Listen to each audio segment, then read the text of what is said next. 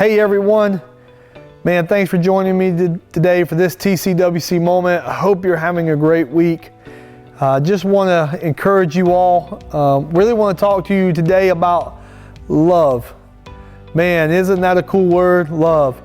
Man, we use that word so much. I love pizza. I love chicken.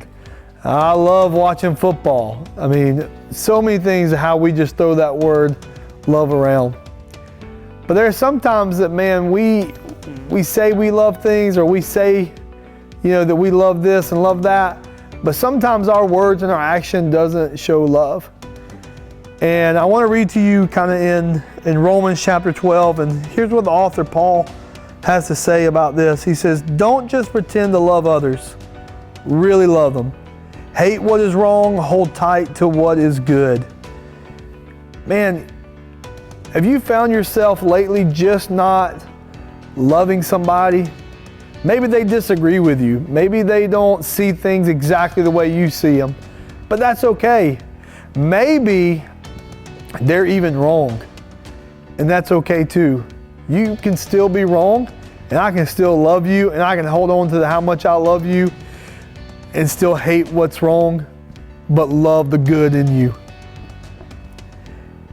He goes on and he says this, he says, love each other with a genuine affection and take delight in honoring each other. Man, this is a big question I want to ask you. Are you honoring the people you say you love? And here's how I look at honoring. It's easy to talk good about somebody when they're in the room. When they're standing right there, it's so easy to talk good about them. But my question is, what are you saying about them when they leave the room? When it's just you and your close friends, you and your spouse, you and whoever, and that person is no longer around, what are you really saying about that person? Are you still honoring that person in your words when they're not there? I think honoring that person is still saying what you want to say about them, whether they're there or not. And so if you would share it with them, then make sure that you're honoring them when they're not there of what the words that you're speaking.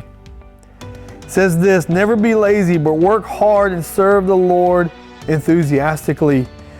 I really think the author there, I think Paul's saying, like, he's talking about us being together and serving the Lord. He's telling us not to be lazy, but he's saying love each other so much that you will find enthusiasm in doing what the Lord has called you to do. He says, rejoice in our confidence of hope, be patient in trouble, and keep on praying. So I'm going to have to confess something here. I probably don't pray as much as I should.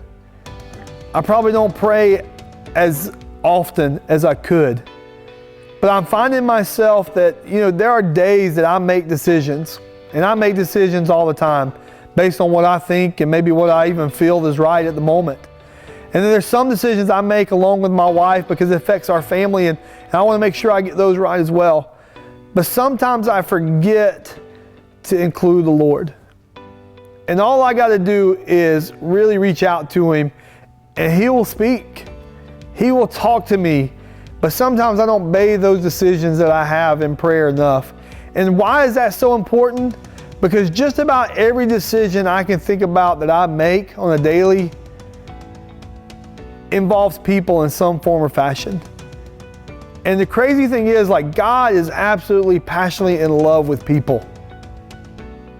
And I don't even sometimes consult Him in how I maybe should do something or handle something and how it's going to affect people that He really cares about.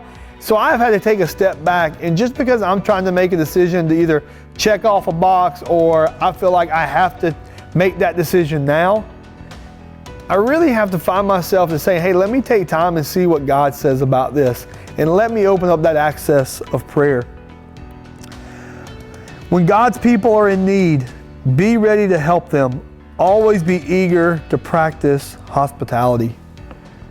Man, I just want to encourage you guys just to love people. Love people right where they are. Some of us, man, some people need help. And man, are we eager to help them out of love? Or are we eager to help them out of obligation? Are we eager to help them because we feel like we should because we're Christians? Or do we feel like, no, I want to help them because that's what God's called me to do because I know God loves them? Do we practice our hospitality? Do people feel invited and welcome? Or do people feel like they're being bothered? Man, I just see so much that the church, that you and I really can help with. And it's not hard. It's just simply loving people, honoring people, and serving people. And I'll be honest with you, that's probably one of the things I love about our church. And it's kind of our vision. Is what we want to do is we want to love God, we want to love people, and we want to serve all. It doesn't mean we're perfect, because we're not. Sometimes we fail.